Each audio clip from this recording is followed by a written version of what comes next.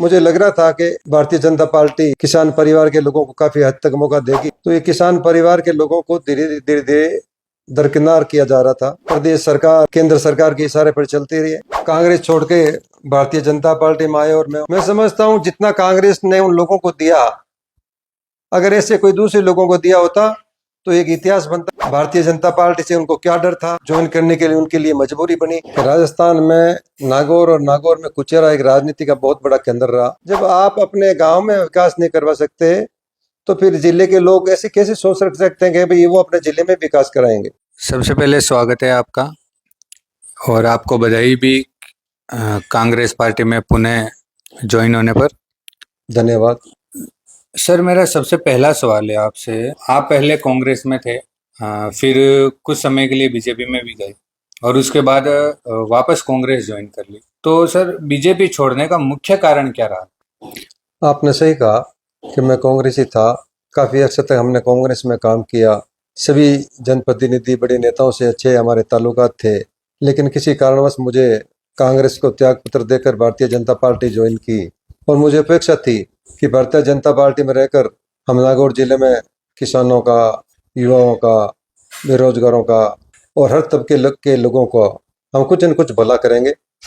केंद्र में भारतीय जनता पार्टी की सरकार है, प्रदेश में भी भारतीय जनता पार्टी की सरकार बनेगी, तो एक बड़ा अच्छा कॉम्बिनेशन रहेगा।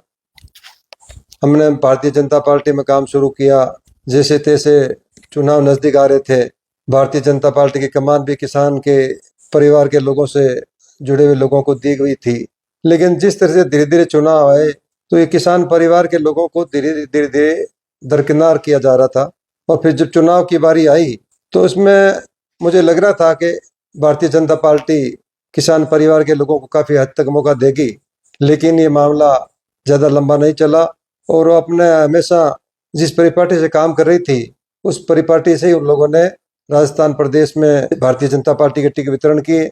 हमने उसके बावजूद भी हमने खूब प्रयास किए और भारतीय जनता पार्टी की संख्या बल अच्छा प्रदेश में आया। भारतीय जनता पार्टी की सरकार बनी और लग रहा था कि प्रदेश में एक नया सूरज उगेगा, नए काम होंगे, सब तबके के लोग खुश होंगे, सब तबके के लोगों की बात को सुना जाएगा। लेकिन ये धीरे धीरे बातें सारी गौण होती गई। प्रदेश सरकार केंद्र सरकार के इशारे पर चलती रही और जो मुख्य मुद्दे थे वो भारतीय जनता पार्टी में प्रदेश स्तर पर सारे मुद्दे गौण हो गए। कार्यकर्ताओं की जो चुनाव से पहले पूछ थी, कार्यकर्ताओं को भी काफी हद तक अनदेखी की गई, जिससे वो निराश हुए।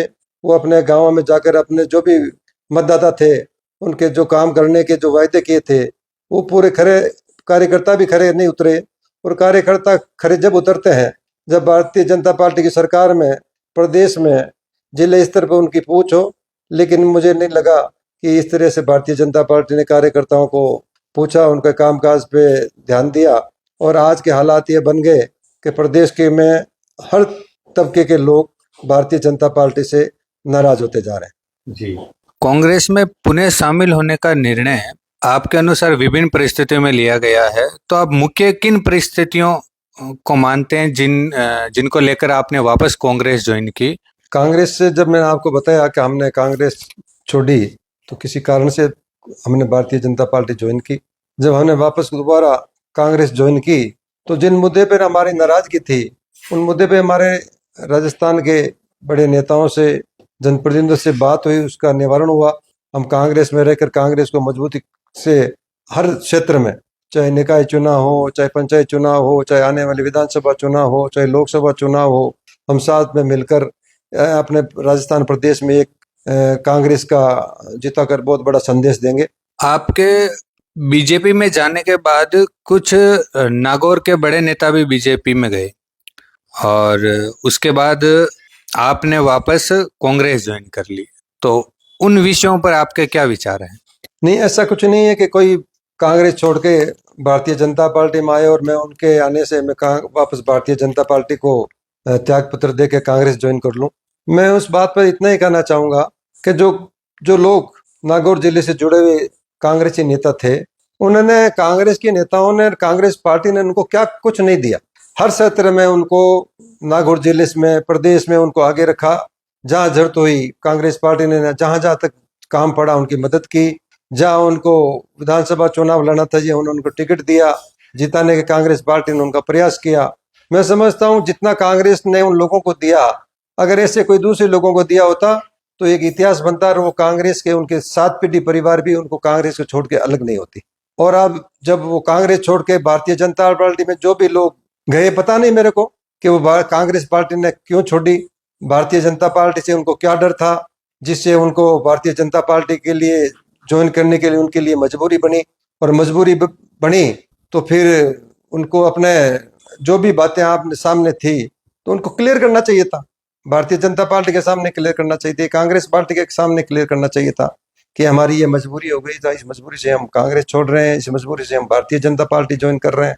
लेकिन मैं नहीं समझता कि भाई उन लोगों के आने से नागौर जिले में भारतीय जनता पार्टी मजबूत हुई है, बल्कि मैं तो ये समझता हूँ कि उनके आने से कांग्रेस में जो नुकसान हुआ उनकी भरपाई तो हो जाएगी, लेकिन भारतीय जनता पार्टी में जो नुकसान हुआ है उसकी भारतीय जनता पार्टी में नागौर जिले में आने वाले समय में भरपाई होनी बहुत मुश्किल है। नागौर जिले की राजनीति जिसे राजस्थान की राजनीति का केंद्र भी माना जाता है, जहाँ से बड़े बड़े नेता हुए हैं, और नागौर जिले के कुचेरा गांव, जहाँ नागौर के वो नेता जिनसे सिद्ध केंद्र सरकार में उनकी महत्वपूर्ण भूमिका रही, इंदिरा गांधी जी के समय भी वो रहे, राजीव गांधी जी के समय भी नागौर की राजनीति उनसे जुड़ी रही। तो आपके कांग्रेस में ज्वाइन होने से स्थानीय राजनीति में कोई ऐसा बदलाव संभव है? सही है कहा आपने कि राजस्थान में नागौर और नागौर में कुचेरा एक राजनीति का बहुत बड़ा केंद्र रहा। हमारे यहाँ इस नगर से बहुत बड़े बड़े नेता कुचेरा नगर से और नागौर की जनता ने दिए थे, जिन्होंने हमारे प्रदेश में और सेंट्रल में बहुत बड़ा नाम दिया, बहुत बड़ा काम किया। लेकिन कुचेरा की एक स्थिति अलग सी है। आज जब कुचेरा की आप बात करते हो कि जो पिछली पीढ़ी में जो भी वहाँ स्थानीय नेता निवास करते हैं और वो अपने आप को बड़ा कांग्रेस की पार्टी में अपने को बड़ा नेता मानते थे, भारतीय जनता पार्टी में भी अपने आप को बड़ा नेता मानते हैं, लेकिन उन्होंने कुचेरा को क्या दिया?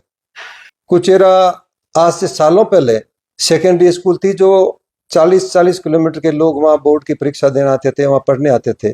वो एक बड़ा स्कूल खुला हुआ था। नगर पालिका बनी और नगर पालिका बनने के बाद कुचेरा एक बहुत बड़ा शहर है, लेकिन आज विकास के नाम पर जो काम होने चाहिए थे वो सारे काम अटके हुए हैं। न आज तक उन लोगों को विकास के नाम पर उस अटके हुए काम को याद किया, न उनके कराने की कभी कोशिश की। वहाँ आज तहसील होनी चाहिए थी, सब डिविजनल ऑफिस होना चाहिए था। आज बिजली घर का बहुत बड़ा क्षेत्र है कुचेरा, एएन ऑफिस होना चाहिए था, एक्शन ऑफिस होना चाहिए था, बड़ा अस्पताल होना चाहिए था। लेकिन इन बातों पे उन्होंने आज तक ध्यान नहीं दिया। और वो जो घूम फिर के आते हैं तो ये वही सिर्फ एक ही कहानी कहते हैं कि हमने बहुत विकास किया। जब आप अपने गांव में विकास नहीं करवा सकते तो फिर जिले के लोग ऐसे कैसे सोच सकते हैं कि भाई वो अपने जिले में विकास कराएंगे? मैं नहीं समझता कि वो अपने निजी स्वार्थ के लिए लोगों के सामने अपनी मीठी मीठी बातें करते हैं और अपना काम सिद्ध करके और वो सिर्फ अपने ही काम और अपने परिवार के लोगों के काम में लगे रहते हैं। 2 साल पहले की नागौर कांग्रेस की परिस्थितियां और आज की परिस्थितियों में बहुत बदलाव है।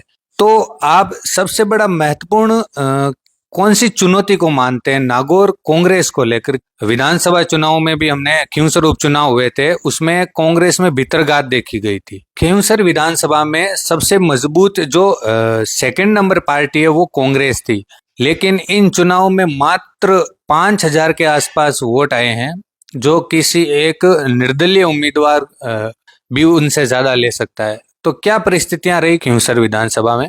ऐसा कुछ नहीं है कि राजस्थान में नागौर जिला एक ऐसा है तो हर चुनाव में स्थितियां बदलती है। हर चुनाव में एक दूसरी पार्टी जैसा सोचते हैं वैसा काम नहीं कर पाती।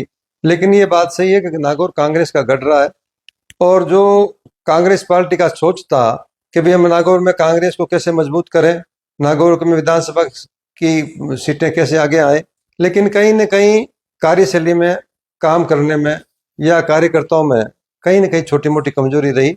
तो उसकी वजह से जब ये आंकड़ा आप बता रहे हो तो एक आंकड़ा 1 लाख के पास पहुंचता है, दूसरा वापस 5,000 पे आता है। तो इसके बारे में हम पूरा मंथन करेंगे और हम यही चाहेंगे कि आने वाले समय में ये आंकड़ा हम जीत को छू सकें। जैसे अभी सामने जिला परिषद और नगर निकाय के चुनाव हैं, तो आपका नगर निकाय चुनाव को लेकर और जिला परिषद चुनाव को लेकर क्या महत्वपूर्ण निर्णय लेने वाले हैं? आप खुद पार्टी का चेहरा बनने की ओर हैं या एक बतौर कार्यकर्ता से नागौर जिले में पार्टी को मजबूती प्रदान करेंगे?